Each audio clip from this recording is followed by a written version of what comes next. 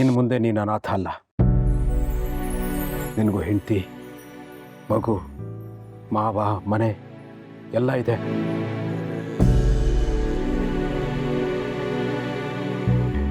ಎಲ್ಲೂ ಹೋಗಬೇಕಾಗಿಲ್ಲ. ನಮ್ಮೆಲ್ಲರ ಜೊತೆ ಸಂತೋಷವಾಗಿ ಇಲ್ಲೇ ಇದ್ಬಿಡು.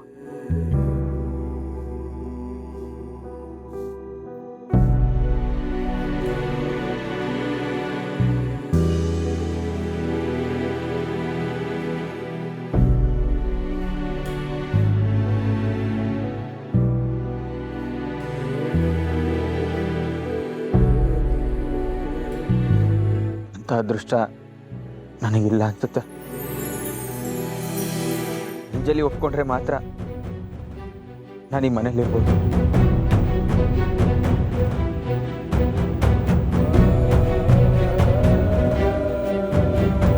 ಅಂಜಲಿ, ಜೀವನ ಹೊಸ ಅವಕಾಶ ಕೊಡ್ತಾ ಇದೆ. ನಂಬಿಕೆನೇ ಪ್ರೀತಿ, ಪ್ರಾಯಶ್ಚಿತ್ತನೇ ಶಿಕ್ಷೆ. ಒಂದ್ಸಲಿ ಜೀವನದಲ್ಲಿ ದ್ರೋಹ ಆಗಿದೆ. ಮಾಡಿರೋ ತಪ್ಪನ್ನ ಸರಿ ಮಾಡ್ಕೋಬೇಕು ಅಂತ ಇವ್ರು ಪ್ರಯತ್ನ ಪಡ್ತಾ ಇದ್ದಾರೆ. ಒಂದು ಅವಕಾಶ ಕೊಡಿ.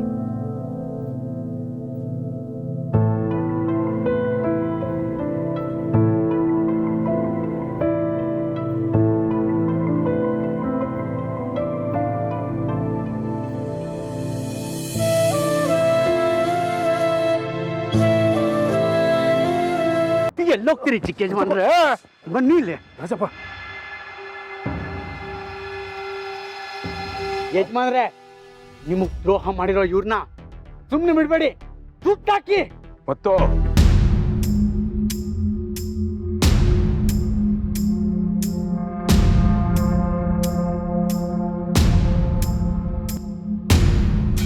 ಇವ್ರನ್ನ ಸಾಯಿಸಿ ನೀವ್ಯಾಕೆ ಪಾಪ ಕಟ್ಕೋತೀರಾ?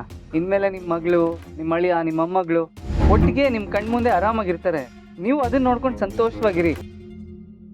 ಈ ಕ್ರಿಮಿಗಳನ್ನ ಕೊಂದು ಜೈಲಿಗೆ ಹಾಕಿ ಹೋಗ್ತೀರಾ ಹೇಳಿ?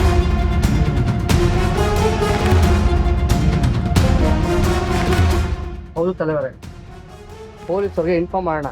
ಅವ್ರು ಇವ್ರನ್ನ ಕರ್ಕೊಂಡೋಗಿ ಜೀವನ ಪೂರ್ತಿ ಜೈಲಲ್ಲಿ ಕೊಳೆಯೋ ಹಾಗೆ ಮಾಡ್ಲಿ.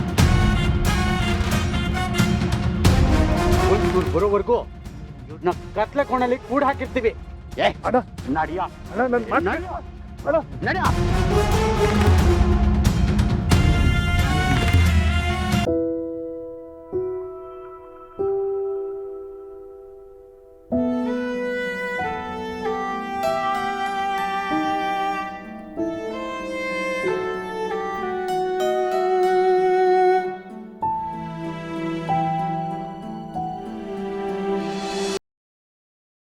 ಹಬ್ಬ, ಈಗ ಸಮಾಧಾನ ಅನಿಸ್ತಾ ಇದೆ.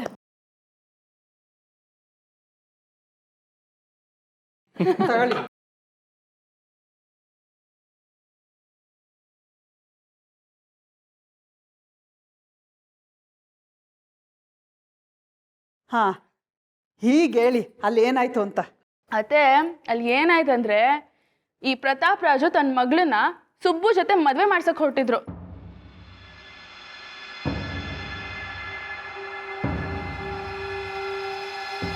ಸುಬ್ಬುಗೂ ಅಂಜಲಿಗೂ ಮದ್ವೆ ಮಾಡಿಸ್ಬೇಕು ಅಂತ ಮನೆಯವರೆಲ್ಲ ಮಾತಾಡ್ಕೋತಾ ಇದ್ದಾರೆ. ಇಷ್ಟೆಲ್ಲ ಆದ್ಮೇಲೂ ಸತ್ಯ ಮುಚ್ಚಿಟ್ರೆ ಅದು ದೊಡ್ಡ ತಪ್ಪು.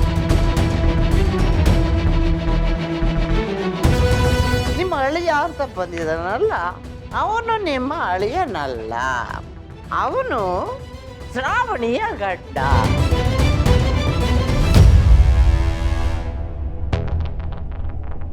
ನನ್ನ ಮಗಳ ಕುತ್ತಿಗೆ ತಾಳಿ ಕಟ್ಟಲಿಲ್ಲ ಅಂದ್ರೆ ನಿಮ್ಮಿಬ್ಬರನ್ನ ನಾನೇ ಒಂದು ಮಾಡ್ತೀನಿ. ನನ್ನ ಸುಬ್ಬು ಬಗ್ಗೆ ನನಗೆ ಚೆನ್ನಾಗಿ ಗೊತ್ತು.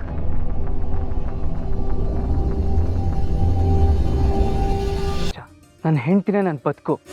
ಈ ಕಾಂತಮ್ಮ ಅವರು ತನ್ನ ಪರಾಕ್ರಮ ಈ ತರ ತೋರಿಸಿದ್ರು. ಅತ್ತೆ, ಇದೆಲ್ಲ ನಿಜಾನಾ? ನನ್ನ ತಮ್ಮನ ಜೀವನ ಹಾಳು ಮಾಡಕ್ ಹೋಗಿದ್ರಾ? ನಿಮ್ಗೆ ನಾಚಿಕೆ ಆಗಲ್ವಾ ಅತ್ತೆ? ತಪ್ಪು ತಪ್ಪು, ನಾನು ಅಪರಾಧ ಮಾಡಿಬಿಟ್ಟೆ. ದುರಾಸೆ, ದುಷ್ಟ ಬುದ್ಧಿ ನನ್ನ ತಲೆ ಒಳಗಡೆ ಹೊಕ್ಕಿಬಿಟ್ಟಿತ್ತು. ನೋಡಿ, ನಾನು ತಪ್ಪು ಮಾಡಿದ್ದೀನಲ್ವಾ? ನೀವೆಲ್ಲ ಸಾಲಾಗಿ ನಿಂತ್ಕೊಬಿಡಿ, ದೀರ್ಘದಂಡ ನಮಸ್ಕಾರ ಮಾಡಿಬಿಡ್ತೀನಿ. ನನ್ನ ತಪ್ಪನ್ನು ಕ್ಷಮಿಸ್ಬಿಡಿ. ರೀ ಕಾಂತಮ್ಮ, ಮಾಡೋದೆಲ್ಲ ಮಾಡಿಬಿಟ್ಟು ಎಷ್ಟು ಸುಲಭವಾಗಿ ಕ್ಷಮಿಸ್ಬಿಡಿ ಅಂತ ಕೇಳ್ತಾ ಇದ್ದೀರಾ? ಅಲ್ಲ ರೀ, ನೀವು ಮಾಡಿದ್ರಿಂದ ಯಾರಿಗಾರ ಏನಾರು ಹೆಚ್ಚು ಕಮ್ಮಿ ಆಗಿದ್ರೆ ಏನು ಮಾಡಬೇಕಿತ್ತು? ಈಗ ಆಗಿಲ್ವಲ್ಲ. ಹೋಗ್ಲಿ ಬಿಡಮ್ಮ, ಕಾಂತ ಮತ್ತೆ ಬುದ್ಧಿ ಏನು ಅಂತ ನಿನಗೆ ಗೊತ್ತಲ್ವಾ? ಒಂದೊಂದ್ಸಲ ಅವ್ರ ಬುದ್ಧಿ ಮಂಟಿನೋ ಕೆಲಸ ಮಾಡ್ಬಿಡುತ್ತೆ. ಏನಪ್ಪ ಕಾರ್ತಿಕೇಯ ಹಿಂಗ್ ಮಾತಾಡ್ತಿದೀಯ ಅತ್ತೆಗೆ? ಪರವಾಗಿಲ್ಲ ಬಿಡು, ಇವಾಗ ಏನಾಗಿಲ್ಲ ಅಲ್ವಾ, ಎಲ್ಲ ಆರಾಮಾಗಿದ್ದೀವಿ. ಕಾಂತಮ್ಮವ್ರು ಮಾಡಿದ ತಪ್ಪನ್ನ ಸರಿ ಮಾಡಿದ್ರಲ್ಲ, ಅದೇ ಸಾಕು. ತಲೆ ಕೆಟ್ಟ ಕೆಲಸ ಮಾಡಿದ್ರಿ, ಆಮೇಲೆ ತಲೆ ಕಿಕ್ಕೇರಿ ಮಾಡಿದ್ನೆಲ್ಲ ಹೇಳ್ಕೊಂಡ್ರಿ. ಏನೋ ನಾನು ತೋಡಿದ ಬಾವಿಯಲ್ಲಿ ನಾನೇ ಬಿದ್ಬಿಟ್ಟೆ. ಇನ್ಮೇಲೆ ಆ ಥರ ಯಾವುದೇ ರೀತಿ ಕೆಟ್ಟ ಆಲೋಚನೆ ನನ್ನ ತಲೆಗೆ ಬರದೇ ಇರೋ ಹಾಗೆ ನಡ್ಕೊಳ್ತೀನಿ. ನನಗೆ ಕ್ಷಮಿಸ್ಬೇಡಿ. ಕ್ಷಮಿಸೋದು ಬೇಡ, ನೀವಿನ್ಮೇಲೆ ಈ ಮನೇಲಿ ಇರೋದು ಬೇಕಾಗಿಲ್ಲ. ಅತ್ತೆ ನಡೀರಿ, ನಾನು ನೀವು ಇಬ್ರು ನಿಮ್ಮ ಮಗ ಎಲ್ಲಿದ್ದಾನೋ ಅಲ್ಲಿಗೆ ಹೊರಟೋಗೋಣ.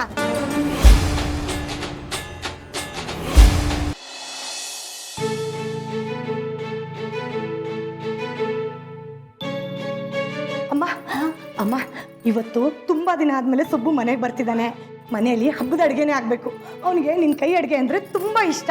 ಅವ್ನು ಬರೋ ಅಷ್ಟರಲ್ಲಿ ಅನ್ನ, ಪಲ್ಯ, ಸಾಂಬಾರು, ಹಪ್ಪಳ, ಪಾಯಸ ಎಲ್ಲ ಮಾಡಿಬಿಡಮ್ಮ. ನಿನಗೆ ನಾನು ಸಹಾಯ ಮಾಡ್ತೀನಿ. ಆಯಿತು ಕಣೆ, ಅವ್ನು ಬರ್ತಿರೋ ಖುಷಿಗೆ ಬರೀ ಪಾಯಸ ಏನು, ಒಬ್ಬಟ್ಟು ಮಾಡೋಣ. ಶ್ರಾವಣಿ ಅಮ್ಮನಿಗೆ ಪಾಯಸ, ಸುಬ್ರಹ್ಮಣ್ಯನ್ಗೆ ಒಬ್ಬಟ್ಟು, ಸರಿನಾ? ಅರ್ಥ ಆಯ್ತಾ? ಹ್ಞೂನಮ್ಮ. ಆಮೇಲೆ ಅಮ್ಮ, ನಾನು ನಿನ್ನೆಯಿಂದ ಸ್ವೀಟ್ ಮಾಡ್ಕೊಡು ಅಂತ ಕೇಳ್ತಿದ್ದೀನಿ. ಇದುವರೆಗೂ ನೀನು ಮಾಡಿಕೊಟ್ಟೇ ಇಲ್ಲ. ಆದ್ರೆ ಈಗ ಸುಬ್ಬು ಮಾಮ ಬರ್ತಾನೆ ಅಂತ ಗೊತ್ತಾಗಿದ ತಕ್ಷಣ ಅವ್ರ ಇಷ್ಟವಾದ ಅಡುಗೆ ಮಾಡ್ತಿದ್ದೀರಾ?